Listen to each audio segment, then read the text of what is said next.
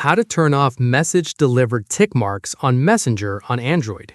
This tutorial shows you how to stop delivered tick marks from showing on your messages. First, open the Messenger app on your Android device. After that, tap on the menu icon at the bottom right corner of the screen. From there, tap on Settings at the top of the menu. At this point, scroll down and tap on Privacy and Safety. In the next step, under the What People See section, tap on Active Status. Following this, tap the toggle to turn off your active status.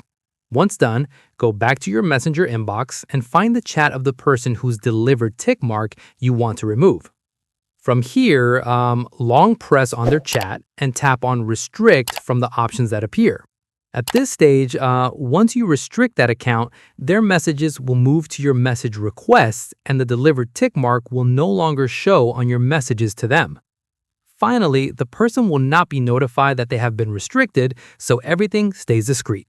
And that's it. If this Messenger guide helped you turn off delivered tick marks, give it a like. Subscribe for more Messenger tutorials and tap the bell icon for updates. See you in the next one.